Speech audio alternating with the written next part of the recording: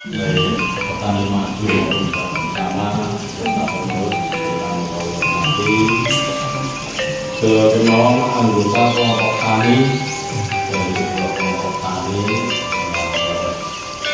sawah yang memiliki tanpa sawah tadi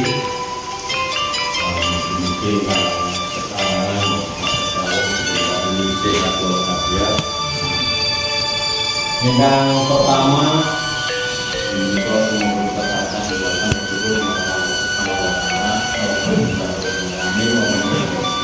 kesempatan sahabat mereka kita sakit pinanya kali tapi kali pun salam selawat untuk pemerintah itu dengan kita karena atau belum akan berbeda waktu itu dan aku benar sopan dengan kami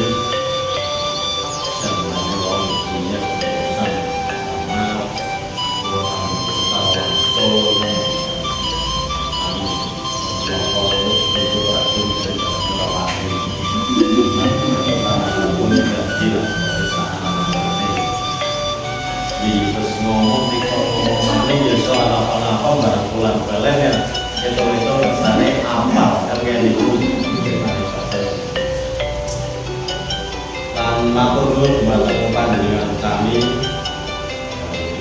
kelompok kami sono menika basa kami rawuh dina beliau kawula kanthi kegiatan mungkin menika pertemuan kelompok karena Nabi Ibrahim nggawa kalian ingkang istri pertama menika Siti Sarah niku gawa sambut damai dari kabupaten putra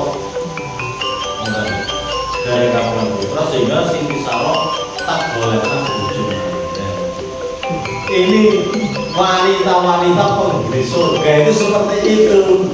Tapi bukan berarti kula ibu-ibu mau menjilo jengkel ibu-ibu terus kalau ingin sebagai penghuni surga gua kemarin bojone anak angsa boten wonten siji ora kopen dari ini.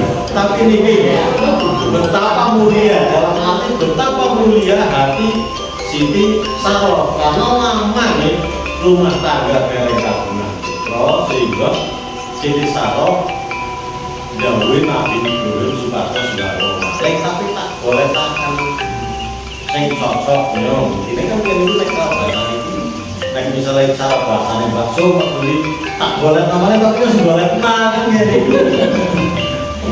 jadi bakso beli boleh takan iki betapa mulianya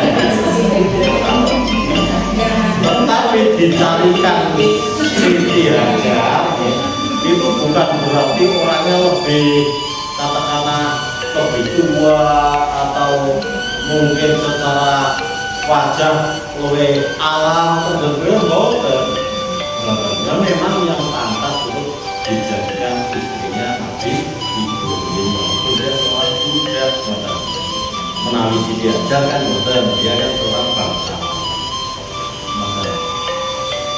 Nah selang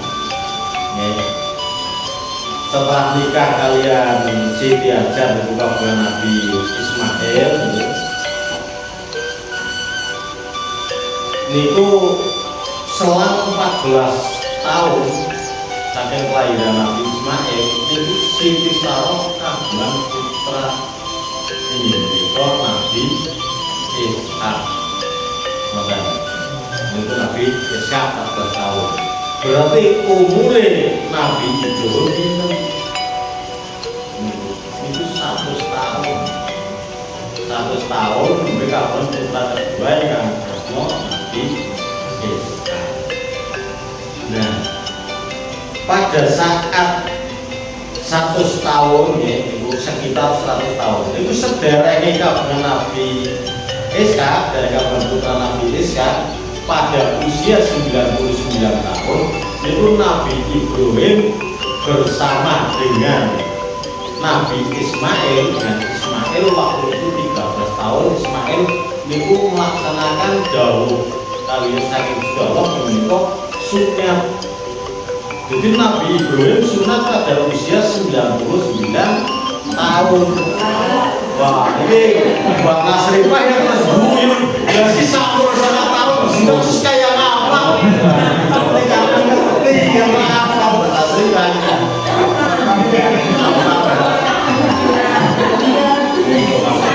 Jadi pada umur 99 tahun baru sunat bersamaan dengan putranya yaitu Ismail. Ismail pada usia 13 tahun. Benar. Itu 13 tahun. Berarti dari masa sunat selang 1 tahun itu kandungan putra yang menikah Nabi Ishak. Nah, Nabi Ishak itu disunat pada usia 8 hari. Nah, jadi Nabi Ishak itu usianya 8 hari itu disunat.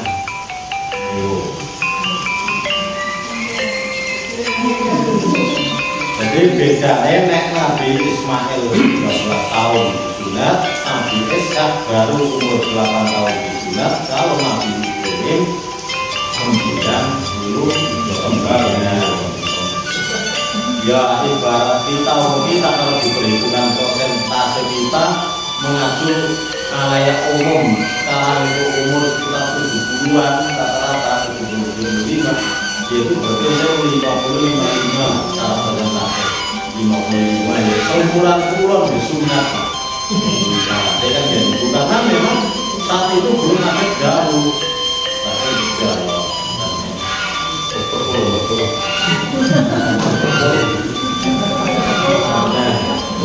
itu dari sejarah keluarga ke dalam keluarga Nabi Ibrahim.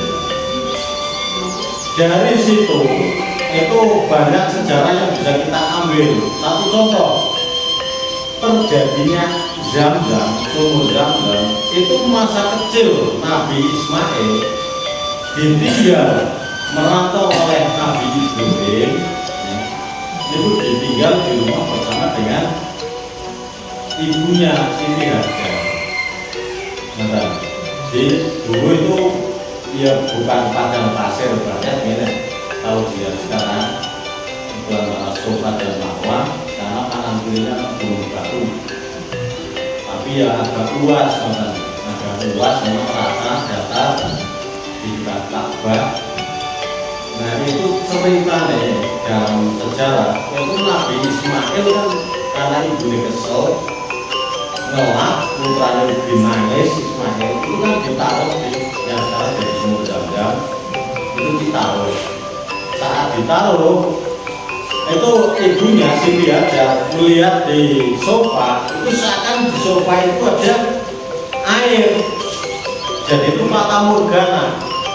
Jenengan di saat panas mandi, panas yang pagi apa siang hari, panas yang luar biasa, melihat aspal dari jarak jauh itu di atas aspal itu ada goyang-goyang kayak gini. Nah itu fata morgana kayak gitu. Terus itu Siti Hajar melihat motor itu dikira itu gambaran itu air, lari ke sofa. Sampai di sofa terlihat fata morgana seperti itu Marwah. Akhirnya Siti Hajar lari ke Marwah. Makanya saking Marwah kabar itu malih. Sehingga sampai 7 kali niku sing sani dari ibadah ini disebut saki. Lari-lari kecil dari sofa ke Marwah dan Marwah ke sofa. Nah di saat setelah 7 kali itu pula itu baru melihat bahwa Nabi Ismail itu kakinya yang karena nangis itu kan kakinya mancat-mancat gitu. Dan dari situ muncullah mata air. Mata air itulah yang sekarang disebut Zamzam. Mata air Zamzam itu menjadi sumur. Anehnya sumur Zamzam itu diambil tiap hari berapa ribu bahkan juta liter niku sumure mboten asah. Mboten asah. Di saat musim haji yang menampung sekitar 5 juta jamaah, niku sedanten munjuk air Zam-Zam bahkan untuk mandi, niku mboten pernah asah.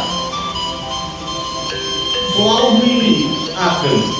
Tetapi itu yang milih ageng niku mata air milih kerujuk niku sumur mboten nate penuh kuber niku mboten nate.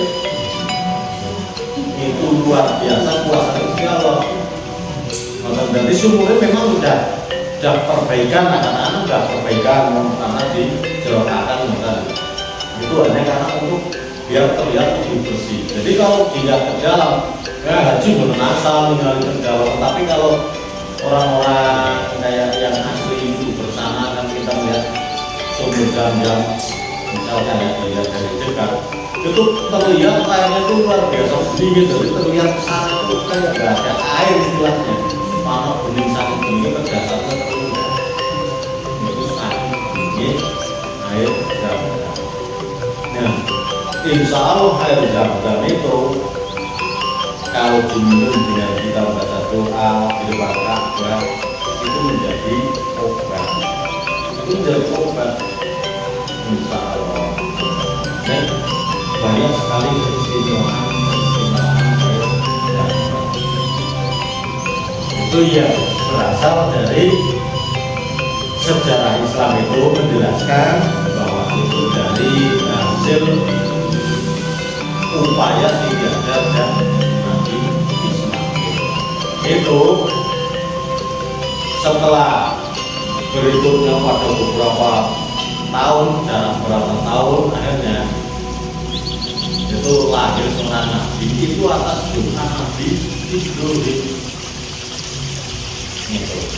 Jadi Nabi Ibrahim itu berdoa setelah di situ ada air, tahu akhirnya kan Nabi Ibrahim pas pulang, kalau gampangnya bahasa sekarang, dan di situ membangun Ka'bah,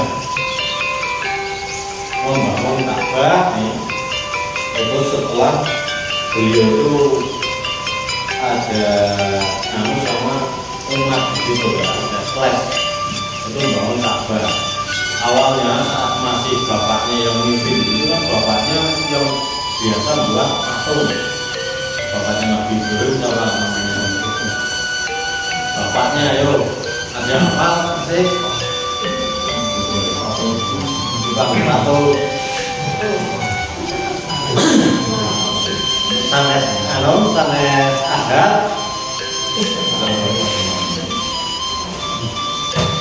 bapaknya Nabi Ibrahim ya, itu tukang bikin patung.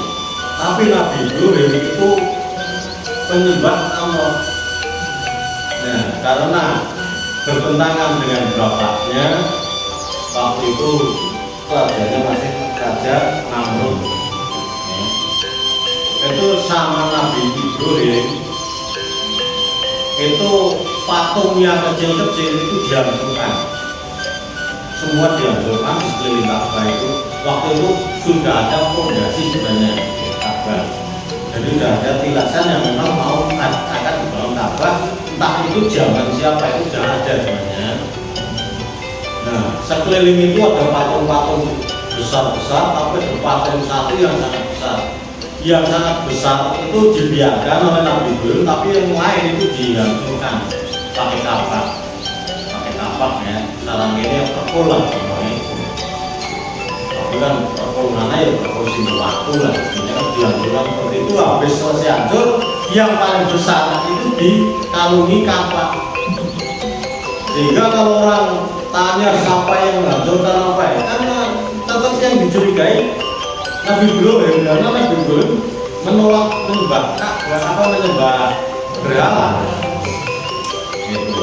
Nah, karena seperti itu telah dicurigai dan diinterogasi.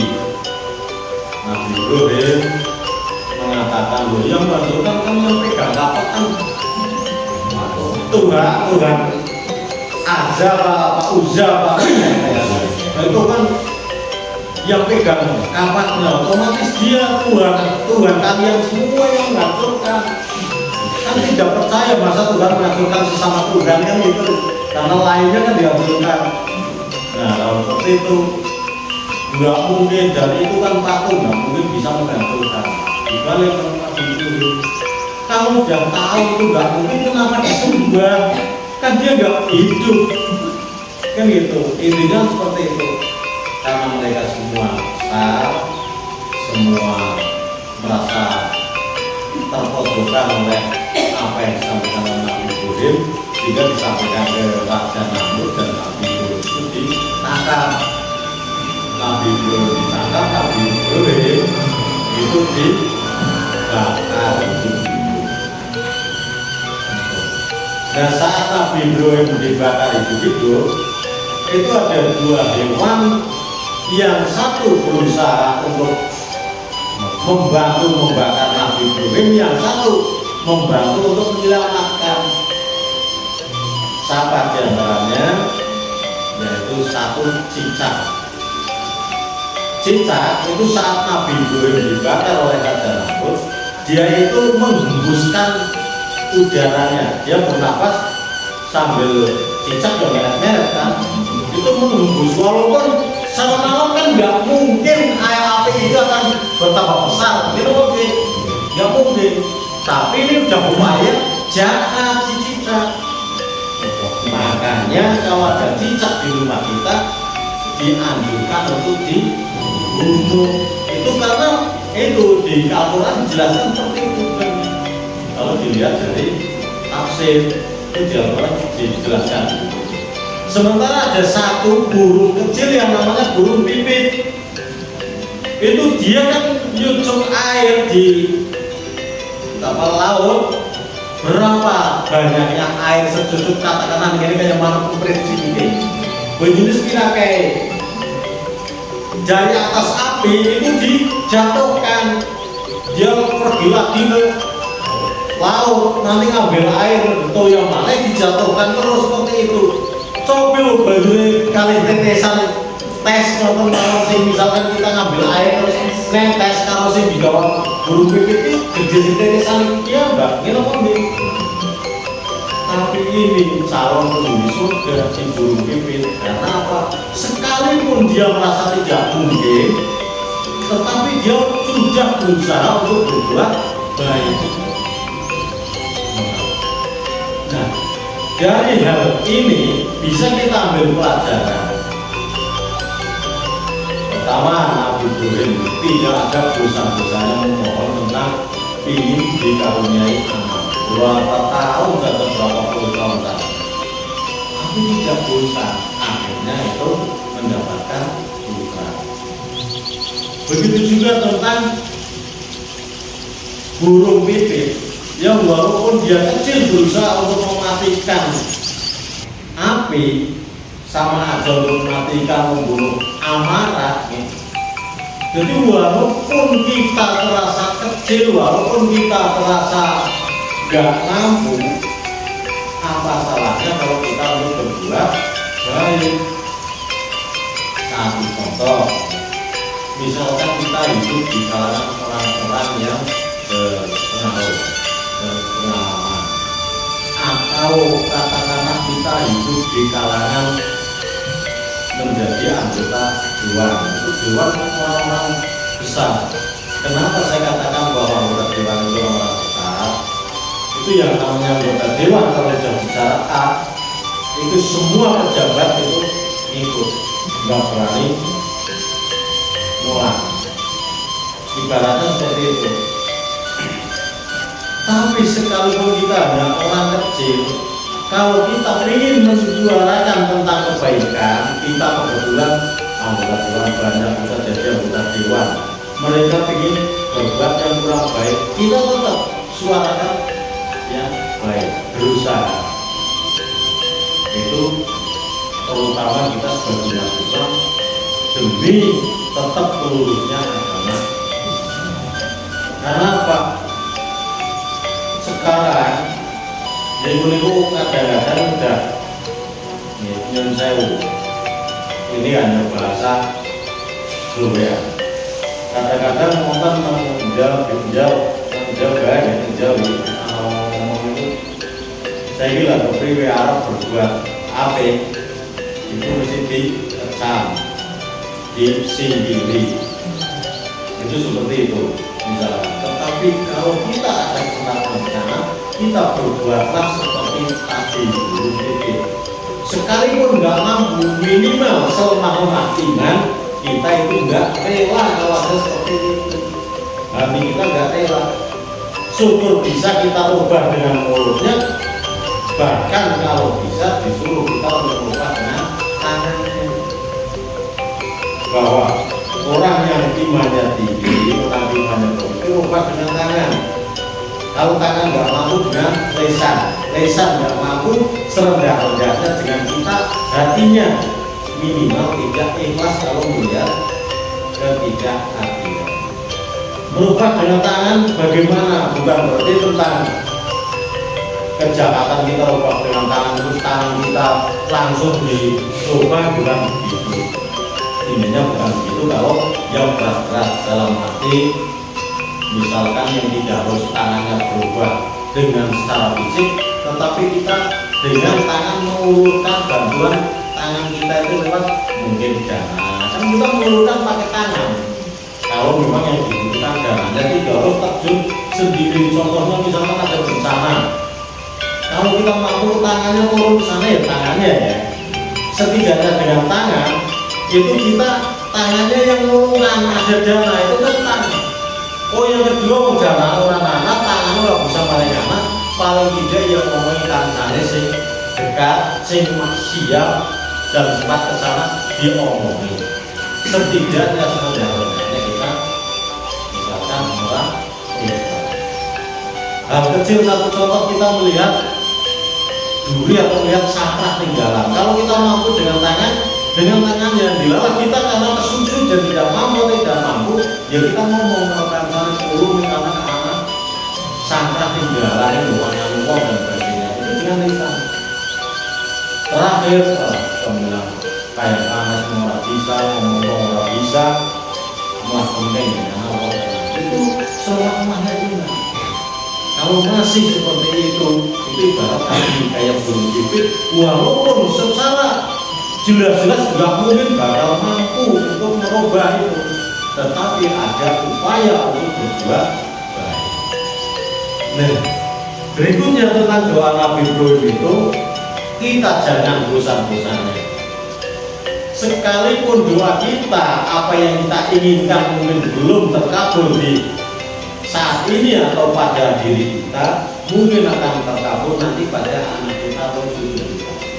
Setidaknya apa yang kita minta, katakanlah menjauh. Misalkan kita ingin, ya Allah berilah rezeki yang banyak agar saya bisa membangun rumah seperti istana, seperti itu. Kalau itu tidak bisa, tetapi kita tetap berdoa dengan kita berbuat baik, insya Allah sudah menjanjikan bahwa sapa wonge kan seperti itu. Sing belum beribadah seperti ini besok akan dibangunkan istana di surga yang berlapis emas. Kan seperti itu. Makanya jangan bosan-bosannya kita melihat dari sejarah Nabi Ibrahim bahwa Nabi Ibrahim tidak bosan untuk berusaha dan berdoa. Itu dari sejarah Nabi Ibrahim.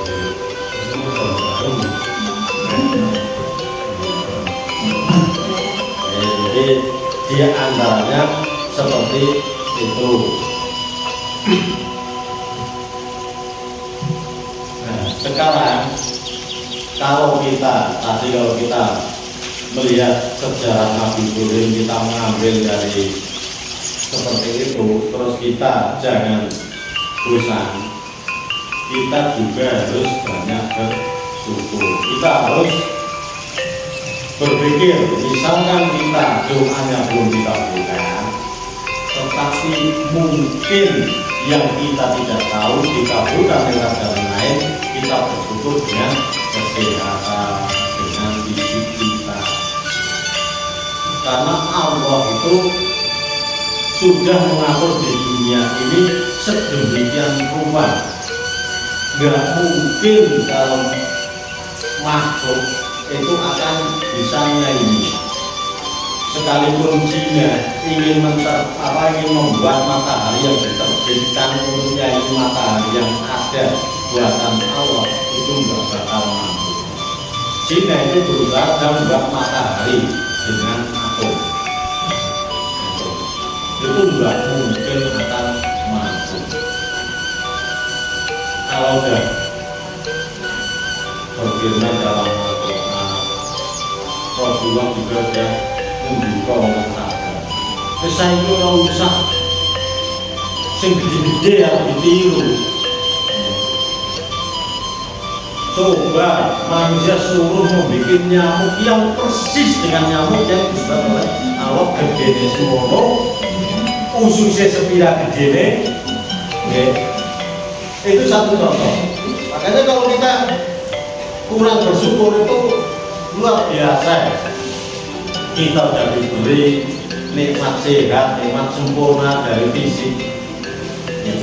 Kalau kita berdoa belum dikabulkan, mungkin ada bentuk lain yang dikabulkan dengan jiwa kita. Kalau kita berpikir ke sana, kita mesti akan sadar. Suatu hanya ini. Kalau kita melihat sekeliling, coba kita melihat tumbuhan sing merambat. Apa kita bisa berpikir tumbuhan yang merambat kan mesti menuruni di sekolah? Coba, berarti seperti itu. Dia ngomong gitu. Dan tumbuhan yang merambat, coba dengan ternak kamu hubung maling kanan, belum orang. Konten saya nyobi dereng. Nggih dilajari terus dihubungkan ke pelajaran nggih. Hubungannya ke kanan cobi. Balik dia. Muternya itu mesti ke kiri. Ke kiri. Coba dilihat, ini muternya ke kiri. Itu sudah luar biasa. Betapa Allah itu sudah mengatur segalanya itu dengan sempurna, dengan tertib. Tapi kadang manusia jalur lebih baik surga. Oh, kesal. Jadi kita nikmati dia. Itu segalanya sudah di jangan bosan-bosan kita bisa berdoa, jangan bosan-bosan kita tetap mensyukuri nikmat Gusti. Insya Allah kalau seperti itu kita akan merasa nikmat dalam hati kita, batin kita akan merasa nikmat. Jadi orang rasa harus berdoa. Saya Pak Dewi sing terus nampak rezeki nyatane rombok payu seket. Lalu saya kira Pak Dewi saya ketiga. Sementara kayak liane orang duwe rombok yang mungkin ada rezeki yang lain. Pak Dewi dengan menangis seperti itu dengan mendapatkan rezeki dari rombok yang kemarin masih harganya 20.000, sekarang tahu-tahu 53, itu layak asik. Murah dikira kok rombongnya langsung naik. Itu Allah udah punya rahasia tersendiri bahwa karena Pak Dewi mungkin jalurnya untuk apa, rezeki untuk apa, buat apa dan sebagainya itu sudah disiapkan dari situ. Itu kalau kita teliti, makanya kalau insya Allah kita punya rancangan sesuai dengan keadaan kita, dengan target kita. Pulau sakit paling misalnya tubuh motor yo sakit mikir tubuh pesawat. Tapi yang itu, jadi enak. Ujung di duit 10 juta, 15 juta itu kuatin memang tubuh motor 15 juta, ya lari ke dealer tubuhnya motor. Buat rusak berpikir wah susahnya saya ini pernah beli mobil sport, kalau saya itu mobil sport terkadang orang Rusia kalau melihat akhirnya kita duitnya 15 juta. Nikmati, coba bayangkan sing pada orang tuku motor pintere mlaku. Coba sing orang punya mlaku pintere dijorong kursi roda. Apa? Nikmat itu luar biasa. Makanya kalau kita kurang mensyukuri, tidak bersyukur itu kita orang banyak. Saya kira itu aja. nanti saja musyawarah, tapi katanya ada usulan ingin tersirat juga dibahas ada yang bisa dari kuasa lomba itu ngomong-ngomong hiburan memang pulau biambak tentang kantor namanya jago ngadep laptop sekalipun gaweannya buatan terus menerus sing pokok itu gawean ngangge WA jadi orang-orang sekarang konsultasi pun buatan mesti dibuka lewat WA nah saat ini itu lo kan WA lo ke laptop jadi nek menggunakan WA mengiriman data misalnya langsung lo copy untuk dan sebagainya langsung lo kirim kan langsung ke itu akhirnya ditangani jadi sambil WA anak laptop sambil data dan sebagainya itu kayak niku nek neng kantor urusan itu berjenuh sami mawon jenengan kita sami nggih wong gono makane ketemu wipitan ya sekali-kali sing ketemu